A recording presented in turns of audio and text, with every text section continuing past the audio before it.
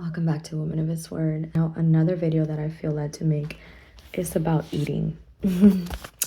So I can keep it real with y'all. Eating has been one of my struggles for years, and I never knew how serious it was until the Father started having me fast years ago.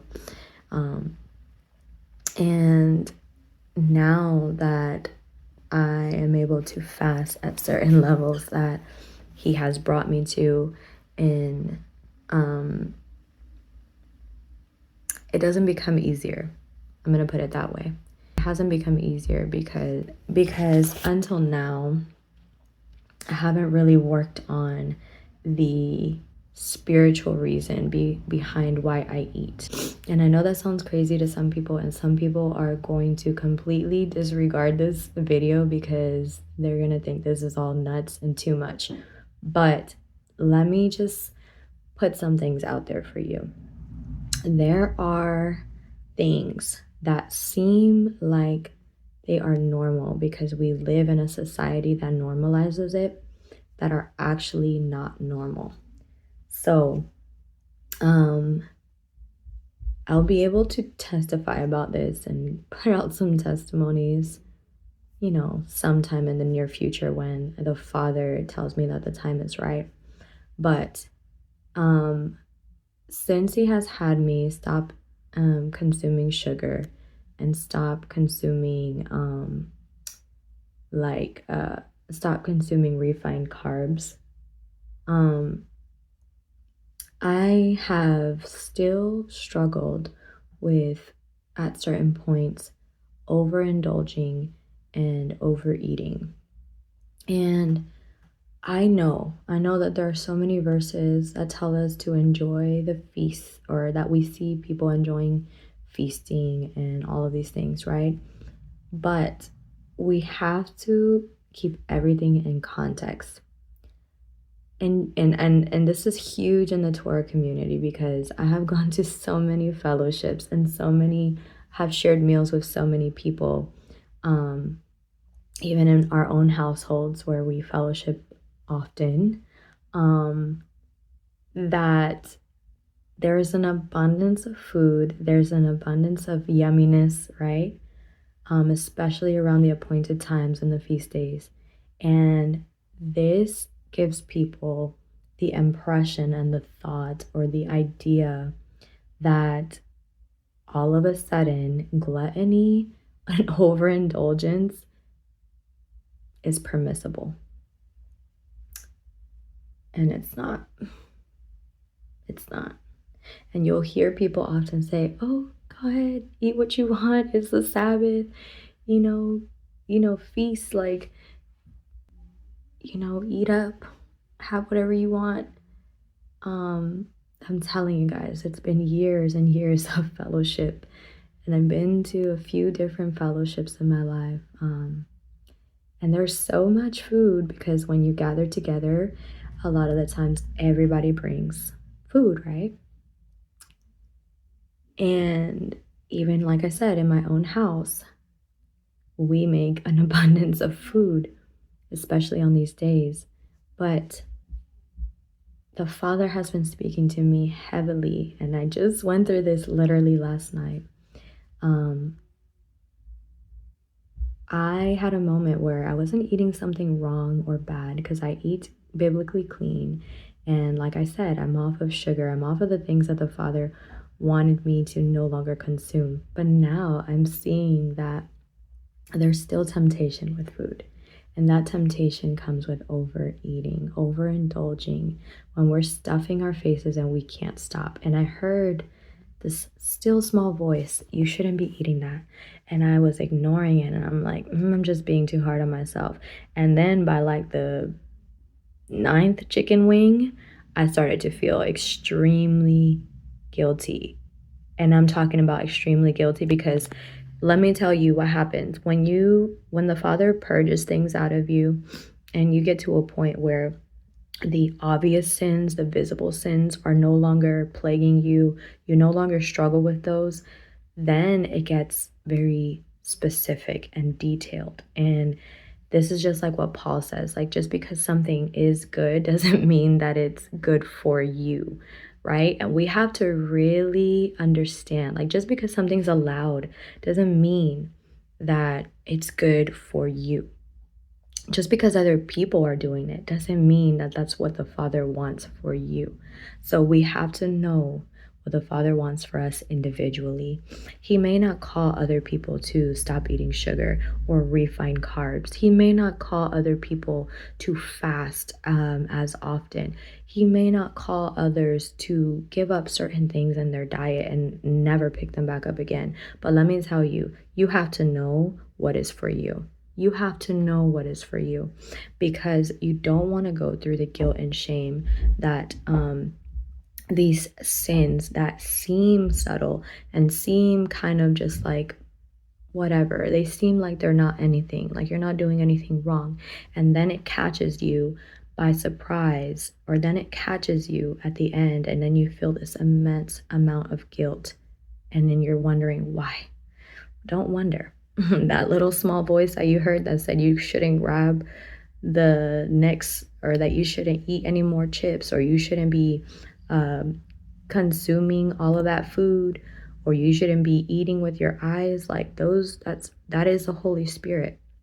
There is a critical spirit that can rise up in there, because if you've had troubles with food in the past, like eating disorders like bulimia, or constantly struggled with your weight and have had people talk badly to you about those things, and that can also become a critical spirit and just a condemning spirit. But you have to know what is for you, because let me tell you, I knew I was in the wrong, except I didn't listen until after. And the Father has allowed me to see that there is something there with eating that still has not been conquered, and whatever you haven't conquered will continue to conquer you. So this is just I try to keep it real with y'all. Like, this is not this walk. If Don't think that somebody's perfect or somebody has gotten it all together.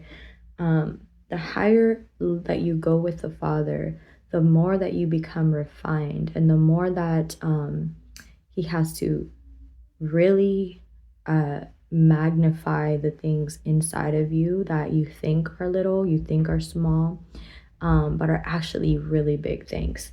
And because gluttony, whether people think so or not, and overindulgence and overconsumption is a huge thing. It's a huge thing, because it means that you're being led by the flesh in those moments, not by the Holy Spirit.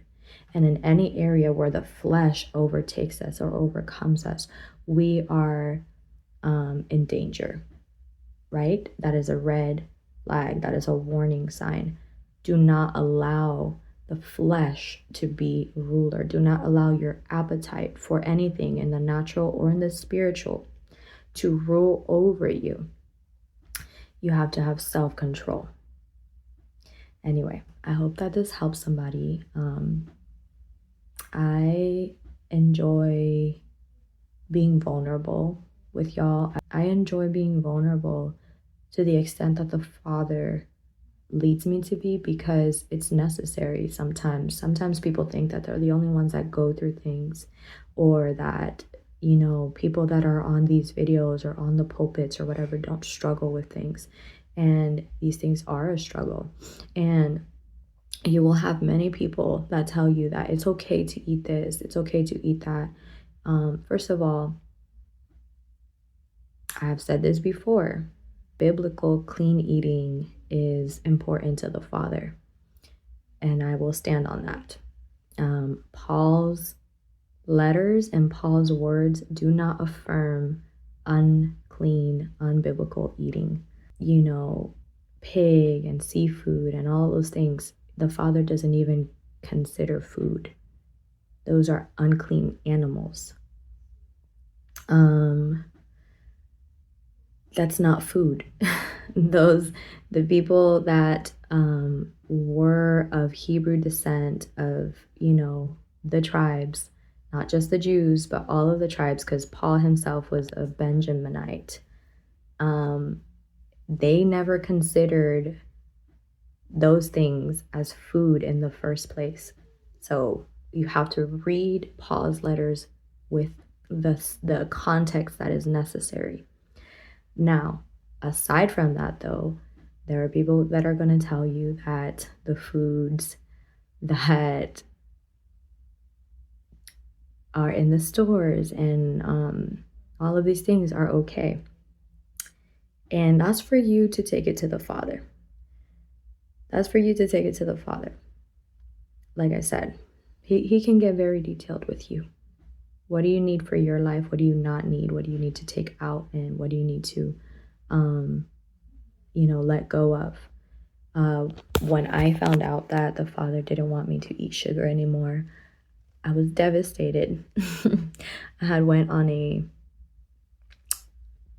3-month fast, I think it was. And I have already tried this before, and I had told myself, oh yeah, I'm not going to eat sugar anymore, years ago. And it worked for a while, and then when I went back to it, it was so bad. And it was actually causing things in my body. It was actually causing a lot of inflammation, a lot of pain, and things that I noticed whenever these things were eaten, what triggered my body. And I said, okay, this is the time. I'm going to ease my way out sugar. I'm going to eat like substitute sweets and sugars and all that. And he didn't want that for me. And I'm okay with that now. But there's times where I actually cried because I couldn't have sugar anymore. Because I'm like, yeah, what? Everything has sugar, everything. And I'm not talking about fruit and whatnot. I'm talking about refined sugars, added sugars. And if you look at things in the store, almost everything you pick up has sugar, added sugar, not natural sugar. So anyway, as you can imagine, when somebody has grown up eating something all their lives or consuming something all their lives, when the body no longer is receiving that can be very hard on the body. So, we got to really figure out what the Father wants for our lives. And I know food gets overlooked so much because we live in such a culture where food is just glorified. And I am I'm not innocent in that. I'm not innocent in, I take pictures of food sometimes, and I like to remember the amazing meals that we've had. But food is glorified, and it becomes an idol in many people's lives. They don't even realize it because it's so normalized here in the US especially. And in the US, we have some of the worst foods, some things that the Father never ever would have wanted us putting into our bodies, because these temples he wants us to take care of. And then there are people that get past all of that. Oh, they're eating the healthy foods now, or the better foods, but then there's still overconsumption and overindulgence and gluttony. And that's rooted in something deeper. Sometimes we eat emotionally, out of boredom, because we're happy, because we're sad. Sometimes, think about people that struggle with like bulimia. Sometimes they starve themselves because they're mad at themselves. So just think about the opposite. Like, oh, you want a reward? You're rewarding yourself because you feel like you need a reward. And so then you're going to overfeed yourself, or you're going to overindulge. And so these are things to really consider. These are things to really consider in our lives and take them to the Father, because for whatever reason, the Father may be preparing you for something specifically, to be able to endure through, where food is not going to be as accessible. Or he may just want you to really learn and practice crucifying the flesh and denying the flesh. So, I pray that this help somebody today. I pray that this brings light and sheds light on somebody's life today, because I'm positive that I'm not the only one that has dealt with this. And we need to be more open with what we deal with. We need to be more open with what is what the Father has convicted us of, because some people may be going through situations where they feel like just because it's not specifically spoken in the Bible that they think they're just condemning themselves, or they think they're just being hard on themselves, when in reality it really could just be the Holy Spirit trying to tell you, like, hey, just because this is not specifically talked about in the Word doesn't mean that I'm not the one leading you to it, because there's a foundation in the Word for it, and it's gluttony, and it's overindulgence, and it's self-pleasing, right? Satisfying the flesh. So there's a few verses that I have in mind that I can think of, and maybe I'll put them in the middle of the video, draw out the video, or just add them to the comment section. I don't know yet. Or the description. But please take all things to the Father. Not everything is for everybody, and not everything is okay for everybody. Okay, I had to pause the video here and just make it clear so nobody misunderstands what I'm trying to say. What I'm not trying to say is that the way that Yah commanded his people to eat is not for everybody that comes into relationship with him. I absolutely, like I said earlier in the video, stand on biblical clean eating as being the way that the Father honors his children to eat. Now, I'm not talking about, what is good for you to eat as far as that. I'm talking about within those lines, within those specific instructions that he already gave his people, his children. How much more specific has he gotten with you specifically, or me, regarding what we should and should not consume? So, like, for instance, this may not be the best example, but if someone takes a Nazirite vow, then they are not supposed to be eating grapes and drinking wine, versus it was okay for others to do so within the children of Yah. That's just an example. So for me, this video, I have been explaining to you that within the lines of what is already deemed and stated that is food in the Bible, not unclean animals. On top of that, the Father has spoken to me about certain things that I should not eat for my own life, for myself, because of specific reasons due to me. So this is what the point is here. What I'm not having is a discussion about clean and unclean foods, because that's already stated in the Bible, and I'm not willing to sit here and argue about that. But this whole thing with, should we even get more serious about what we're consuming or how we're consuming these things? Yes, because remember that our bodies are our temples. We have to know and understand properly how the Father desires for us to care for those temples. And that's going to look slightly different for everybody. So truly learn how to figure out those things with the Father on your own, because it does mean something if it means something to him. It is important if it's important to him.